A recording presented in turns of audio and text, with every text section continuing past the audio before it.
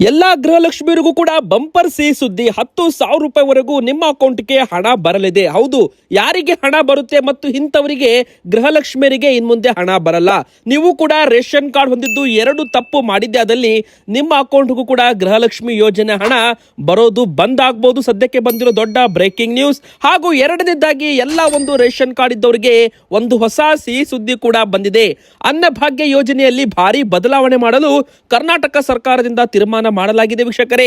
ಹೌದು, ಎಲ್ಲರೂ ಕೂಡ ಬಿಪಿಎಲ್ ಕಾರ್ಡ್ ಹೊಂದಿದವರು ವಿಡಿಯೋಗೆ ಲೈಕ್ ಮಾಡೋದ್ರ ಜೊತೆಗೆ ಈ ವಿಡಿಯೋನ ಪೂರ್ತಿಯಾಗಿ ನೋಡಿ. ಇನ್ನು ಎರಡನೇದಾಗಿ ಬಂಗಾರ ಮತ್ತು ಬೆಳ್ಳಿ ದರದಲ್ಲಿ ಭಾರಿ ಒಂದು ಏರಿಕೆ ಆಗಿದ್ದು ಈಗ ಬಂಗಾರದ ಬೆಲೆ ಮತ್ತೆ ಇಳಿಮುಖ ಕಾಣ್ತಾ ಇದೆ. ಬಂಗಾರ ಖರೀದಿ ಮಾಡೋದಕ್ಕೆ ಇದು ಸರಿ ಸಮಯವಾ ಅಥವಾ ಬೆಳ್ಳಿ ಈಗ ಎಷ್ಟು ದರವಾಗಿದೆ, ಎಷ್ಟು ದರ ಏರಿಕೆ ಇಳಿಕೆ ಆಗಿದೆ, ಎಲ್ಲದರ ಬಗ್ಗೆನೂ ಕೂಡ ಡೀಟೇಲ್ ಆಗಿ ವಿಡಿಯೋದಲ್ಲಿ ನೋಡೋಣ.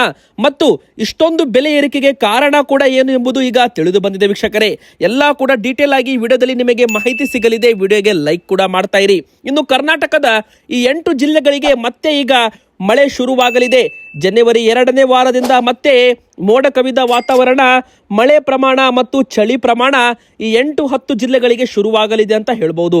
ಇನ್ನು ವಿದ್ಯಾರ್ಥಿಗಳಿಗೆ 30,000 ರೂಪಾಯಿ ಹಣ ಸಿಗುವ ಸ್ಕಾಲರ್ಶಿಪ್ ಯೋಜನೆ ಅಜೀಂ ಪ್ರೇಮ್ಜಿ ಫೌಂಡೇಶನ್ ಕಡೆಯಿಂದ 30,000 ರೂಪಾಯಿ ಸ್ಕಾಲರ್ಶಿಪ್ ಹೇಗೆ ಅಪ್ಲೈ ಮಾಡಬೇಕು ಅದ್ರ ಬಗ್ಗೆನೂ ಕೂಡ ಒಂದು ಅಪ್ಡೇಟ್ ಬಂದಿದೆ ವೀಕ್ಷಕರೇ.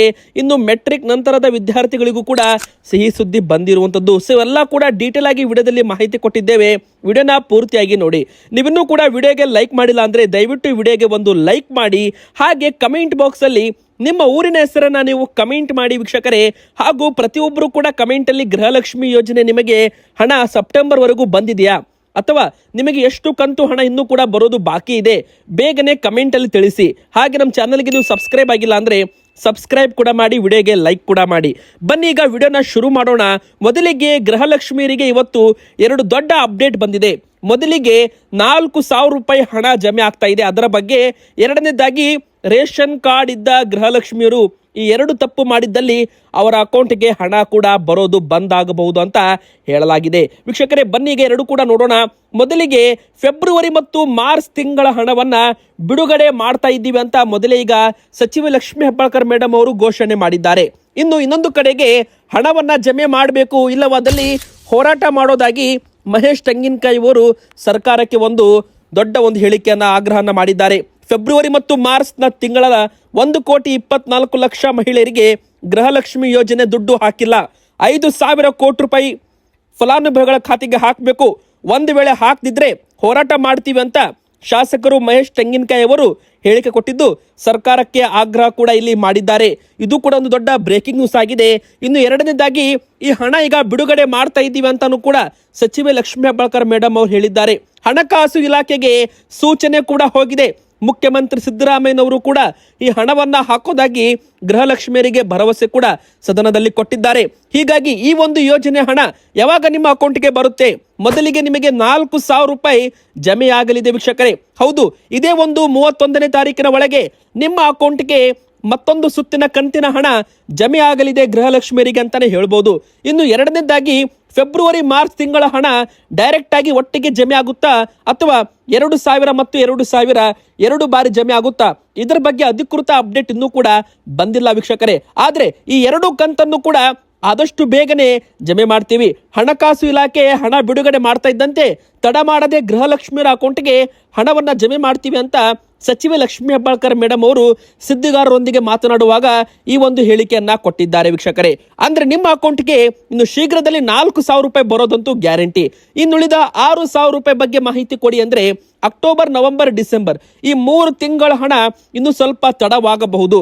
ಎದಕ್ಕಂದ್ರೆ ಈಗ ಮಾರ್ಚ್ ಅಲ್ಲಿ ಬಜೆಟ್ ಕೂಡ ಇರೋದ್ರಿಂದ ವೀಕ್ಷಕರೇ ಗೃಹಲಕ್ಷ್ಮಿ ಯೋಜನೆಗೆ ಬೇಕಾದ ಒಂದು ಅನುದಾನವನ್ನ ಈ ಒಂದು ಬಜೆಟ್ ನಲ್ಲಿ ಬಿಡುಗಡೆ ಮಾಡಲಾಗುತ್ತೆ ಅಂತಾನೂ ಕೂಡ ಹೇಳಲಾಗ್ತಾ ಇದೆ. ಎದಕ್ಕಂದ್ರೆ ಪ್ರತಿ ತಿಂಗಳು ಕೂಡ ಹೊಸದಾಗಿ ಗೃಹಲಕ್ಷ್ಮಿಯವರು ಕೂಡ ಆಡ್ ಆಗ್ತಾ ಇದ್ದಾರೆ. ಹೀಗಾಗಿ ಗೃಹಲಕ್ಷ್ಮಿ ವೆಚ್ಚವೂ ಕೂಡ ಈಗ ಸರ್ಕಾರಕ್ಕೆ ಹೆಚ್ಚು ಹೊರೆಯಾಗಲಿದೆ ಅಂತಾನೆ ಹೇಳ್ಬೋದು. ಬಂದು ವೀಕ್ಷಕರೀಗ ಇಂಥ ರೇಷನ್ ಕಾರ್ಡ್ 2 ತಪ್ಪು ಮಾಡಿದ್ದೆನೆಂದು BPL ಕಾರ್ಡು APL ಕಾರ್ಡ್ ವರ್ಗಾವಣೆ ಆಗಿದ್ರೆ ಅಂತ ಕುಟುಂಬಕ್ಕೆ ಈ ಗೃಹಲಕ್ಷ್ಮಿ ಯೋಜನೆ ಹಣ ಬಂದಾಗಲಿದೆ. ಎದಕ್ಕಂದ್ರೆ ವೀಕ್ಷಕರೇ ಯಾರದ್ದು BPL ಕಾರ್ಡು ರದ್ದಾಗಿದೆ ನೋಡಿ ಅವರ ಗೃಹಲಕ್ಷ್ಮಿ ಹಣವೂ ಕೂಡ ಬಂದಾಗೋ ಸಾಧ್ಯತೆ ಕಂಡು ಬರ್ತಾ ಇದೆ. ಎದಕ್ಕಂದ್ರೆ ಸರ್ಕಾರಕ್ಕೆ ತೆರಿಗೆ ಪಾವತಿ ಮಾಡ್ತಾ ಇದ್ದ BPL ಕಾರ್ಡುಗಳನ್ನ APL ಕಾರ್ಡ್ಗೆ ವರ್ಗಾವಣೆ ಮಾಡಲಾಗಿದೆ. ಈಗ ಸರ್ಕಾರಕ್ಕೆ ತೆರಿಗೆ ಪಾವತಿ ಮಾಡ್ತಾ ಇದ್ರೆ ಅವರು ಗೃಹಲಕ್ಷ್ಮಿ ಯೋಜನೆಗೆ ಅರ್ಜಿ ಹಾಕುವಂತೆ ಇಲ್ಲ ಅಂತ ಮೊದಲೇ ಹೇಳಿಕೆಯನ್ನ ಕೊಡಲಾಗಿತ್ತು, ಮೊದಲೇ ಒಂದು ನಿಯಮವನ್ನ ಜಾರಿ ಮಾಡಲಾಗಿತ್ತು. ಎರಡನೇದಾಗಿ GST ರಿಟರ್ನ್ಸ್ ಮಾಡ್ತಾ ಇದ್ದ, ಅಂದ್ರೆ ಸರ್ಕಾರಕ್ಕೆ GST ರಿಟರ್ನ್ಸ್ ಮಾಡಿ ತೆರಿಗೆ ಪಾವತಿ ಮಾಡ್ತಾ ಇದ್ದ BPL ಕಾರ್ಡ್ ಕೂಡ APL ಕಾರ್ಡ್ ವರ್ಗಾವಣೆ ಆಗಿದೆ. ಈ ಒಂದು BPL ಕಾರ್ಡ್ APL ಕಾರ್ಡ್ಗೆ ವರ್ಗಾವಣೆ ಆಗಿದ್ದಿಲ್ಲ, ಆ ಒಂದು ಖಾತೆಗೆ ಲಿಂಕ್ ಇರುವ ಗೃಹಲಕ್ಷ್ಮಿ ಯೋಜನೆ ಹಣವು ಕೂಡ ಬಂದ್ ಮಾಡಲಾಗುತ್ತೆ. ಈ ಎರಡು ನಿಯಮ ಏನಾದ್ರೂ ನಿಮ್ದು ತಪ್ಪಿದ್ದಲ್ಲಿ ಅಂತವರಿಗೆ ಮಾತ್ರ ಹಣ ಬಂದಾಗುತ್ತೆ. ಇನ್ನು ನಿಮ್ಮ ಹತ್ರ BPL ಇರಲಿ, APL ಇರಲಿ, ಅಂತ್ಯೋದಯ ಇರಲಿ, ಯಾವುದೇ ಕಾರ್ಡ್ ಇದ್ರೂ ಕೂಡ ಹಣ ಬರುತ್ತೆ. ಸರ್ಕಾರಕ್ಕೆ ತೆರಿಗೆ ಪಾವತಿ ಮಾಡ್ತಾ ಇದ್ರೆ, GST ರಿಟರ್ನ್ಸ್ ನೀವು ಮಾಡ್ತಾ ಇದ್ರೆ, ಅಥವಾ ಏನಾದ್ರೂ ಬಿಸ್ನೆಸ್ ಮಾಡ್ತಾ ಇದ್ರೆ, ಗೃಹಲಕ್ಷ್ಮಿಯರಾಗಿರ್ಬೋದು, ಗೃಹಲಕ್ಷ್ಮಿ ಯಜಮಾನರಾಗಿರ್ಬೋದು, ಸರ್ಕಾರಕ್ಕೆ ತೆರಿಗೆ ಪಾವತಿ, ಇನ್ಕಮ್ ಟ್ಯಾಕ್ಸ್ ಪೇಮೆಂಟ್ ಮಾಡ್ತಾ ಇದ್ರೆ, ಈ ಒಂದು ಎರಡು ತಪ್ಪಾಗಿದ್ರೆ, ಈ ಒಂದು ಎರಡು ನಿಯಮ ಏನಾದ್ರೂ ಮೀರಿದ್ರೆ ಅಂತವರಿಗೆ ಮಾತ್ರ ಗೃಹಲಕ್ಷ್ಮಿ ಯೋಜನೆ ಹಣ ಬರಲ್ಲ. ಇನ್ನು ಗೃಹಲಕ್ಷ್ಮಿ ಆಯ್ತು, ಈ ಕಡೆ BPL ಕಾರ್ಡ್ ಇದ್ದ ಕುಟುಂಬಕ್ಕೆ ಅನ್ನಭಾಗ್ಯ ಫಲಾನುಭವಿಗಳಿಗೂ ಮೇಜರ್ ಅಪ್ಡೇಟ್ ಅನ್ನ ಮಾಡಲಾಗ್ತಾ ಇದೆ. ವೀಕ್ಷಕರೇ, ಈಗ ಬರುವ ದಿನಗಳಿಂದ ನಿಮ್ಮ ಒಂದು ಕೈಗೆ ಕೇವಲ ಅನ್ನಭಾಗ್ಯ ಅಕ್ಕಿ ಮಾತ್ರ ಸಿಗಲ್ಲ, ಅಡುಗೆ ಎಣ್ಣೆ, ಉಪ್ಪು, ಸಕ್ಕರೆ, ತೊಗರಿ ಬೇಳೆ ಕೂಡ ಸಿಗುತ್ತೆ. ಹೌದು, ಇದು ಒಂದು ಅಧಿಕೃತವಾಗಿ ಬಂದಿರೋ ಮಾಹಿತಿ ಆಗಿರೋದ್ರಿಂದ ನಿಮಗೆ ಒಂದು ದೊಡ್ಡ ಸಿಹಿ ಸುದ್ದಿ ಅಂತಾನೆ ಹೇಳ್ಬೋದು. ವೀಕ್ಷಕರೇ, ಇದೇ ಒಂದು ಫೆಬ್ರವರಿ 10ನೇ ತಾರೀಕಿನ ಒಳಗೆ ನಿಮ್ಮ ಕೈಗೆ ಸಿಗಲಿದೆ ಇಂದಿರಾ ಕಿಟ್. ಇದು ಎಲ್ಲ ಒಂದು BPL ಕುಟುಂಬಕ್ಕೂ ಕೂಡ ಒಂದು ಅಧಿಕೃತ ಮಾಹಿತಿ ಬಂದಿರೋದ್ರಿಂದ ಹೇಳ್ತಾ ಇದ್ದೀವಿ. ವೀಕ್ಷಕರೇ, ಇಲ್ಲಿ ರೇಷನ್ ಕಾರ್ಡ್ಗಾರರಿಗೆ ಇಂದಿರಾ ಕಿಟ್ ಕೊಡೋದಾಗಿ ಸರ್ಕಾರ ಘೋಷಣೆ ಮಾಡಿದ್ದು 3 ರಿಂದ 4 ತಿಂಗಳಾಗಿದೆ. ಈಗ ಎಲ್ಲ ಕೂಡ ರೆಡಿ ಆಗಿದೆ, ವಿತರಣೆ ಮಾತ್ರ ಬಾಕಿ ಇದೆ. ಸೊ ಈಗ ಸರ್ಕಾರದಿಂದ ಇಂದಿರಾ ಕಿಟ್ ವಿತರಣೆಗೆ ಚಾಲನೆ ಕೊಡಲು ಮುಖ್ಯಮಂತ್ರಿ ಸಿದ್ದರಾಮಯ್ಯನವರು ಫೆಬ್ರವರಿ 10ನೇ ತಾರೀಕಿನ ಒಳಗೆ ಒಂದು ಪ್ರೋಗ್ರಾಮ್ ಅನ್ನು ಆಡ್ ಮಾಡಿ ವಿತರಣೆಯನ್ನ ಮಾಡಲಿದ್ದಾರೆ, ಚಾಲನೆ ಕೊಡಲಿದ್ದಾರೆ ಅಂತ ಹೇಳಲಾಗಿದೆ. ಈ ಇಂದಿರಾ ಕಿಟ್ ನಲ್ಲಿ ಅಡುಗೆ ಎಣ್ಣೆ, ಉಪ್ಪು, ಸಕ್ಕರೆ, ತೊಗರಿ ಬೇಳೆ ಕೂಡ ಇರಲಿದೆ. ಬನ್ನಿ ಈಗ ಮೂರನೇದಾಗಿ ದೊಡ್ಡ ಒಂದು ಬ್ರೇಕಿಂಗ್ ನ್ಯೂಸ್. ವಿದ್ಯಾರ್ಥಿನಿಯರಿಗೆ 30,000 ರೂಪಾಯಿ ಸ್ಕಾಲರ್ಶಿಪ್ ಸಿಗುವ ಅಜೀಂ ಪ್ರೇಮ್ಜಿ ಫೌಂಡೇಶನ್ ಕಡೆಯಿಂದ. ಇದು ಯಾವ ವಿದ್ಯಾರ್ಥಿಗಳಿಗೆ ಸಿಗುತ್ತೆ ಅಂದ್ರೆ, ಪದವಿ ಅಥವಾ ಡಿಪ್ಲೊಮಾ ಶಿಕ್ಷಣಕ್ಕೆ ಹಿಂದುಳಿದ ಪರಿಸ್ಥಿತಿಯಲ್ಲಿರುವ ಹೆಣ್ಣು ಮಕ್ಕಳಿಗೆ ಅದು ಹಣ ಸಹಾಯ ಮಾಡುವ ಒಂದು ಯೋಜನೆ ಆಗಿದೆ. ಈ ಒಂದು ಯೋಜನೆ, ಈ ಒಂದು ಸ್ಕಾಲರ್ಶಿಪ್ ಯೋಜನೆ ಅಜೀಂ ಪ್ರೇಮ್ಜಿ ಫೌಂಡೇಶನ್ ನಡೆಸ್ತಾ ಇದೆ ಅಂತ ಹೇಳ್ಬೋದು. ಇನ್ನು ವೀಕ್ಷಕರೇ, ಪ್ರತಿ ವರ್ಷ 30,000 ರೂಪಾಯಿ ಸ್ಕಾಲರ್ಶಿಪ್ ಕೊಡೋದಾಗಿನೂ ಕೂಡ ಹೇಳಲಾಗಿದೆ. ಇದು ಫಸ್ಟ್ ಇಯರ್ ಪದವಿ ಅಥವಾ ಡಿಪ್ಲೊಮಾ ಕೋರ್ಸ್ನ ಮೊದಲು 2 ರಿಂದ 5 ವರ್ಷಗಳ ಕಾಲ ದೊರೆಯಲಿದೆ.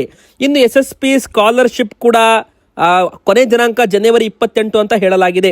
ಪರಿಶಿಷ್ಟ ಜಾತಿ ವಿದ್ಯಾರ್ಥಿಗಳಿಗೆ 2025-26ನೇ ಸಾಲಿನ SSP ಸ್ಕಾಲರ್ಶಿಪ್ ಕೂಡ ಬಿಡುಗಡೆ ಮಾಡಲಾಗಿದ್ದು, ಆದಷ್ಟು ಬೇಗನೆ ಅರ್ಜಿ ಹಾಕಿ, ಜನವರಿ 28 ಕೊನೆ ದಿನಾಂಕ ಅಂತಾನೂ ಕೂಡ ಇಲ್ಲಿ ಹೇಳಲಾಗಿದೆ ವೀಕ್ಷಕರೇ. ಸೊ ಇದು ಕೂಡ ನಿಮ್ಗೆ ಗೊತ್ತಿರಲಿ.